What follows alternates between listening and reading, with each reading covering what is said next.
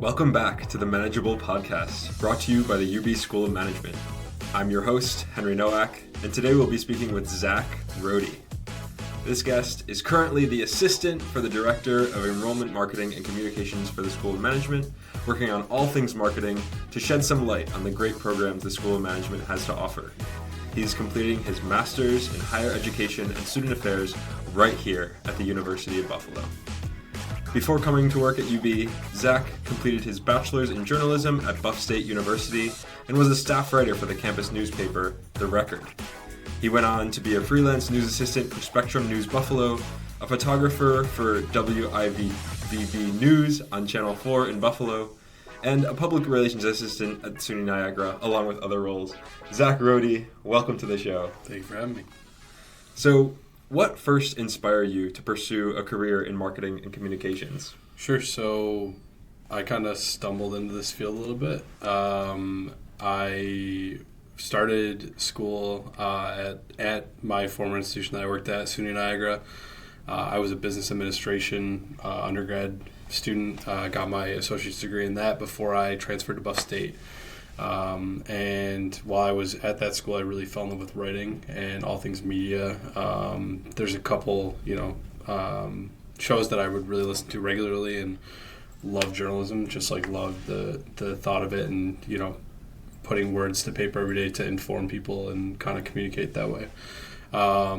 So kind of wound my way through, graduated with my journalism degree, loved writing all throughout my undergrad, and then graduated, wasn't sure where I was going to end up. Got my first job out of college, and, I was working for Spectrum News. It was a part-time gig, loved my job. I got to work with some really great people. I got to interview Buffalo Sabres players, Buffalo Bulls players, did everything and anything sports for them. But who'd you interview? I was in the locker room when Jack Eichel was there. I was there when Sam Reinhart was there.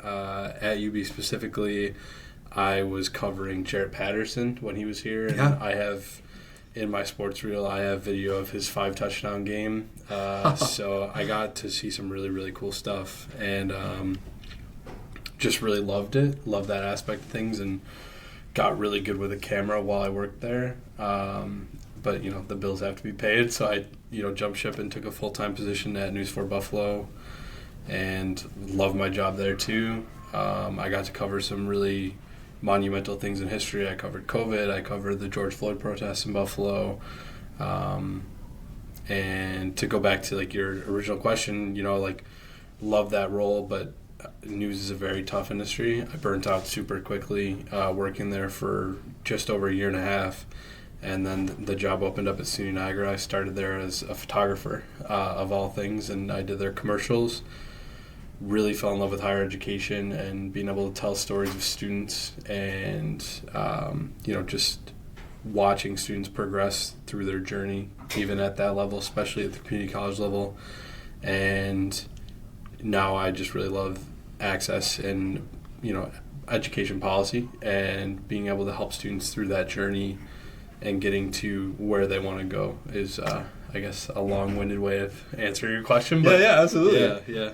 There's a few things that I want to unpack. Yeah. First, talking about student athletes and Jared Patterson, was there ever a student athlete that really stood out to you as being really good in front of a camera, or on the opposite side, were there some people that needed a little media training before their interview? I think what I'll say about UB is John Fuller, who's the person that I worked with a lot when I was in that role. Their staff does a really good job of preparing the students for the questions that they're going to see. I do remember interviewing Jarrett, and he was a really fantastic interview, and he would really give very insightful questions. And he actually, when he was going to school here, his brother was actually on the team as well. So they were both there, and his brother's name is escaping me, but I think it also might have started with a J as well. But I can't remember. But I remember how insightful and thoughtful all the answers I got from student athletes really were. And, at a school like UB, where athletics is not the focal point a lot of times, these students took it very seriously, and they had a really great team when I was here, but when I was covering the team. And I have really fond memories of covering the team here, more so, I think, than really any other sports team that I covered. Just the team was really phenomenal when I was covering them. So right, was that right around the time of Khalil Mack? It was after Khalil Mack. It was Okay. when Lance Leipold was the coach. So Okay.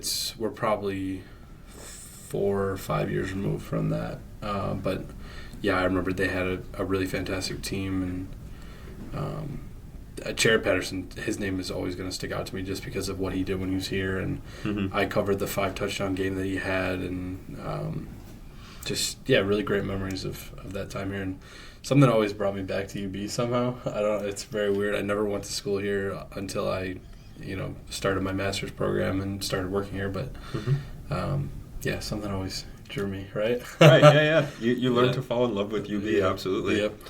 So you talk about higher education and seeing students' journey. Is there a certain story that's stood out to you as a student who's really progressed? There's definitely a few. So when I was working at SUNY Niagara,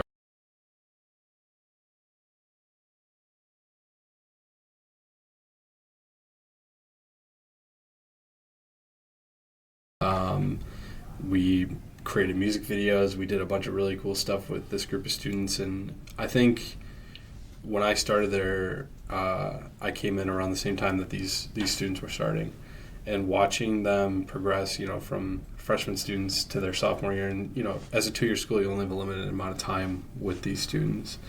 But watching them just grow and watching their skills really develop because of things that they were doing inside the classroom and outside, and watching how enriched they kind of got through these roles. One of my students that actually did an independent study with me in my office, his name was Colin. He is a fantastic person, and he went from doing this independent study. I watched him graduate. He worked at LCTV in Lockport, and now he returned to the institution, and he's the TA for the program now.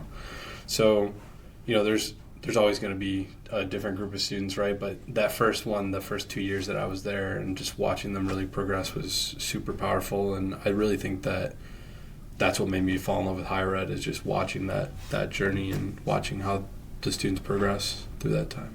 Hey, shout out to Colin. Yeah, Colin, great guy. Yep. I hope you're listening here, Colin. You said digital filmmakers? Yeah, it was the Digital Filmmakers Club. Very nice. Yeah, it's one of the oldest standing clubs at the institution. It was ran by a professor who had been there. He was hired when he was 25 at the institution, and he worked there until he was in his late 50s. And he was a really good guy, and he started the club, and he had a very similar journey. He started as a videographer and kind of just moved his way up. So, yeah. What were the music videos about? There was 2. There was a local band. I'm actually still friends with one of my buddies who was in that band at the time. The band was called... They broke up now. He's in a different band now, so I don't remember exactly. But we did that one, and we did part of it in the studio. So they all brought their equipment, and they were, playing guitar and doing all that stuff in the studio. So we had that section, and then we actually went on location with them and did a separate shoot in Lockport, and then kind of interlaced it all together. And it was super fun. It was great, out of class experience for these students. So it was super cool. Yeah. You talked earlier about the camera work that you've done. What are some of the techniques that you've learned? Sure. I think the really big thing that I learned, I did 2 different roles, right? So as a sports photographer, it's a little bit different. Very fast paced, everything's moving. You really got to be able to, follow and keep the athlete or whatever you're shooting in your shot. When I worked in news, I had a really great mentor who told me, let the action happen inside your frame. Don't go chasing the action. Set your camera, set your shot, get it how you want it to kind of look, and let the shot happen naturally. Don't go chasing. And that's something that I really still utilize to this day, because I do freelance photography on the side with film and whatever else, and just let things happen and use your eye, and really just let your creativity kind of take over, and right. You kind of see things and let your creativity just happen for you. So doing freelance photography, has there ever been a photo or video that you've been surprised about, or you look at it afterwards, you're like, wow, that's a lot better than I thought I was in the moment? Yeah, all the time. I mean, that's probably my favorite thing about shooting on film is getting your roll back is like Christmas Day almost, because you kind of remember what you shot and what it looked like and what you were hoping for, but there's so many photos that you don't remember everything, and you kind of get it back and you're like, wow, I forgot I even took this picture. I forgot where I was, and it's that's probably my favorite part about shooting on film. And you talked about working with the news and covering very, heartwarming and touching stuff with the community. Sure. How do you get emotion across the camera for somebody who maybe doesn't have as much experience with that? Yeah, I think one of the things that I really, I don't want to say enjoyed, because, I was covering some really, really tragic and hard things with COVID and, with protests surrounding, police brutality and racial justice and all those things. But the people are the story, right? So you do them justice by telling their story and letting the things in the community that are happening speak, and you are their voice essentially. Journalism is, I love it as much as I wish it was still like, the profession that I think it should be. I don't think it gets the respect and journalists don't get this respect that they really deserve. So kind of a convoluted way, but I really think that was one thing that I always try to remind myself of like the people are the story, and you are doing them justice by bringing their story, to light. How much would you say the team impacts covering a certain story versus one interviewer, one photographer? Is it really a group effort? Yeah, it is, and especially with, I can only really speak to News 4. I didn't really work when I was at Spectrum. I was purely focused on sports, so I didn't really get to see as much of the news side as I would have liked. But with News 4, it is a 24/7 venture. There's the morning shift, and they are telling their stories, and you can have situations where there's breaking news coverage, and there's constantly reporters and photographers at the scene. And there's team coverage where you have a certain team that's covering one side of a story, but you're on another side. So I really think there's a lot of coordination that goes into making sure that you are covering every single side and leaving no stone uncovered in these situations, just because there's every story has so many faces and so many sides to it. So you really do have to. It is a team effort. It has to be. So have you had a situation where people didn't want to be photographed or video, like any tension? There's always some, right? Because the media is so it gets so polarized nowadays, as much as it really shouldn't be. And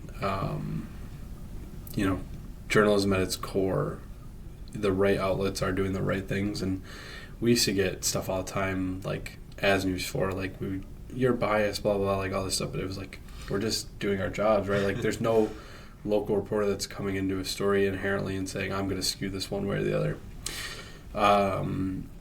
When I covered the George Floyd protests in Niagara Square in Buffalo in I want to say it was either 2020 or 2021. I don't remember exactly when. Me and the reporter that I was with, we were on the ground all day. We started at noon, I want to say, and we were in Niagara Square all the way up until about 10 o'clock.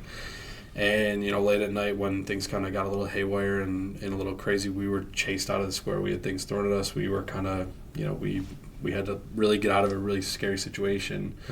But I didn't want to let that become the story, because that's not really that wasn't the main part of what we were there to do. That wasn't the job that we were, we're not the story, right? You can't make yourself the story in a situation like that. We are impartial journalists. We are telling the story of what is happening that day. So I think there's always going to be, people are people, right? We all bring different things to the table, our own biases, our own opinions, and, that's the human condition, right? So I think it's only natural that you're going to kind of face opposition from whatever you're on.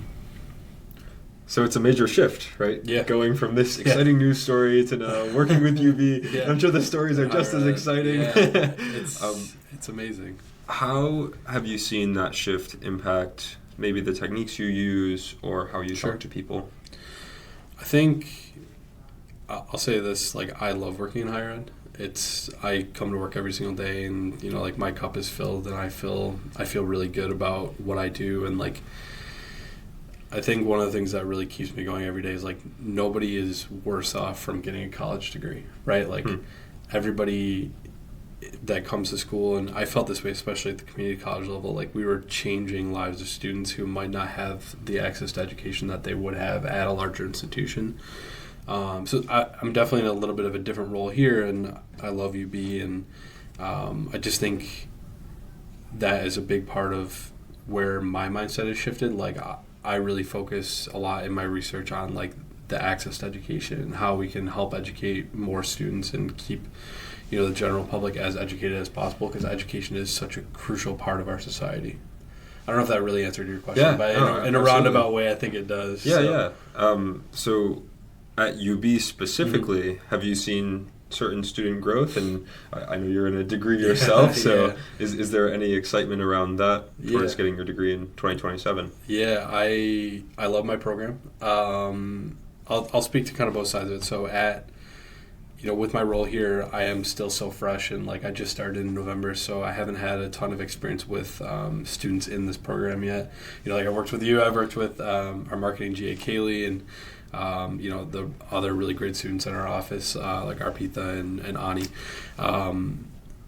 But so that side of things, like, I'm excited to see how I keep transitioning with new students coming in and working with students, and I love the team here. Everybody's really great, so I think we do a really great job. In my program, in the Higher Education Student Affairs program, I have a fantastic cohort that I love. We all get along super well. I'm only taking a couple classes just because I'm part-time in the program. But watching some of those students grow, and how we progressed from our first semester as a cohort, and the friendships that I've developed already, and we're only a semester and not even a half in yet, and I look forward to class every day. I love working with those students, and I'm like the old man of the group. I think I'm the oldest member of our cohort, if I remember correctly. I might be forgetting somebody, but very wise. It's actually very funny. Like, yesterday I was in class and somebody called me old, and I'm like, all right, that's fine. Like, I'll take that one on the chin. But so yeah, I think I'm excited to continue to grow with those students that I'm learning with, and I've already told them too, like, I'm going to be really sad when they graduate, because I'll have that extra year that they're all out in the field and doing whatever, and I'll still be back here and working, obviously, but I won't have them in my classes to kind of lean on for support and fellowship, I guess. Yeah, I think it's a common theme, at least in the enrollment office here, where students are going to class and then coming here afterwards, or maybe coming here on Saturday or Sunday and getting some work done. How do you manage the balance of doing the work at UB and the school at UB at the same time? It's difficult. I'm not gonna lie. Working full time and then trying to do a master's program on top, it's hard. One thing that I've really had to learn over the past 6 months, I'll say, is time management. I really wasn't the best at it before, but you're kind of forced into learning how to handle it, wearing these two hats. And I think one thing that, I don't want to say it goes unnoticed, but like, trying to take time for yourself and like taking care of yourself that's a tough thing to throw in there too, because like, especially on class days, I'm here from 8 to 4, 8:30 to 4:30, whatever it is, and then I have to go to class from 4 to 7, and then after that I probably have some kind of reading to do or something to write or whatever. So it's a balance. It's always going to be a balance, but I think I'll be better off because I'm learning to handle all this at once. And I will say, like, I'm really proud of myself for like being able to do it so far, because it's a lot to bite off at first, right? So Yeah. Yeah. So considering your work here at the enrollment office and marketing for the School of Management, what are some strategies that you're hoping to implement in the next upcoming year? Yeah, so when I came in, we kind of took a look at everything, and there was a lot of really good systems in place, but I think there's always room to improve, and having new eyes on things is always a good thing. I think social media-wise, we really want to step up how we're kind of displaying our message and the things that we really excel at to our students, and making sure that we kind of are doing a better job of getting that onto the eyes of students that we really want to attract. I think from a website perspective, there's some other things there that we kind of have already looked at and we're trying to implement. Namely, like we put an apply button at the top of the page to make it easier for students to kind of get there and look at all the things that they need to do for their application status and just put an application in. My big thing being access for how I want to study and do research, throughout my master's program and eventually doctoral level too. I just want to make it easier for students to consume the information that they need to understand to get into the programs. They know what they're getting themselves into, and help them through that process as best I can from a communication side of things and from a marketing side of things, so we are putting the right information out that students need to know so that they are better informed when they go to make that decision. Absolutely.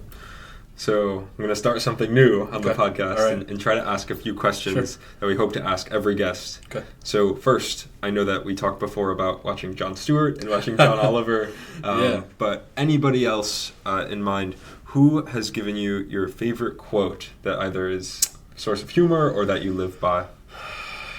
Favorite quote. So I don't know if I have one specific one. Here's what I'll tell you. I am a fervent listener of the Dan Le Batard Show. Okay. Formerly on ESPN Radio. Now they're independent. I listen to them every single day. They started at ESPN, and Dan is a fantastic journalist, interviewer, and that's really kind of, honestly, their show is what got me started on this path. So I wouldn't be where I was without that, and just the way that they go about their show, I think is a really good one. Not necessarily answering your question. Here's one thing that I learned super early on, and I honestly don't remember who told me this, but this is another thing that kind of got me to where I am. A professor, and I really wish I remember who told me this, but a professor told me one time, if you can read and write well, you'll always have a job. And those two skills are really things that I've tried to hone in on over the years and really try to keep myself fresh in and make sure that I'm practicing those two things so that I'm as well prepared for jobs, job searches, all that stuff. Not funny necessarily, but you kind of said quote that you kind of live by, and that's one of the ones that I really make sure I try to think about every now and then. So, yeah. Second, what's a business dream you have? Well, so my 30-year plan is to be a community college president. So I think along with that, and with that goal, you have to understand business strategies and how to run a college, right? So I guess my dream would be running a college that is financially stable, but also doing the best for our students, because that's what it boils down to. Colleges are in the student business. Mm-hmm. Students are, if we don't have students and we're not taking care of our students, what are we doing? So I really think that's one thing that I've tried to focus on. And a dream, maybe that's a convoluted way of saying a dream, but I think, where I want to get to, that is one thing that, making sure we're treating our people right, but also making sure that we are financially stable as well. Absolutely. And third, and I found this to be important for a lot of students who are thinking about applying to college. If I go to Buffalo, the winters are so bad. It's so cold. There's so much snow. Yeah. And now it's February right now. And so how do you manage to survive the winter in Buffalo? This has been an excruciatingly long winter, I feel like. Yeah. I don't know if you feel the same way, but this has been, I was actually saying to somebody the other day, this has been the longest winter that I can remember, it feels like. I don't know if that's actually true, but I I think one of the really important things is like this time of year can be really difficult for mental health. Mm-hmm. So, just take time out to check on yourself and, are you doing okay? Are you not? What can you do to kind of get yourself in that right place? For me, like I just started going back to the gym after a very long hiatus of not. So I feel the same way. That's one of the things that like, it's 30, 40, 50 minutes in the morning, but taking that time and just walking on the treadmill or whatever, just have music in and, just decompress a little bit. That's your time, and it's your time to kind of just take for yourself. And especially and I know you feel this too, like when you are so busy, it's easy to like forget that you do need to take that time for yourself. So I think that's super valuable, and just remember to keep yourself grounded. And I know we're talking about snow here, but like, that seasonal affective disorder really does kick in for a lot of people around this time of year. So just take that time to kind of check in on yourself and make sure that you're, keeping your mental health where it should be. That's great advice. Yeah. Zach, where can they find you? Here at UB. So I'm in the HESA program, obviously, and then I'm always on LinkedIn too. So just Zach Rohde. Zach Rohde, thank you so much for joining the Manageable podcast of the UB School of Management. Make sure to follow the UB School of Management on YouTube, LinkedIn, Instagram, and be sure to subscribe, like, rate, and review Manageable wherever you get your podcasts. Have a great rest of your day. Go UB Bulls, and we'll see you again soon.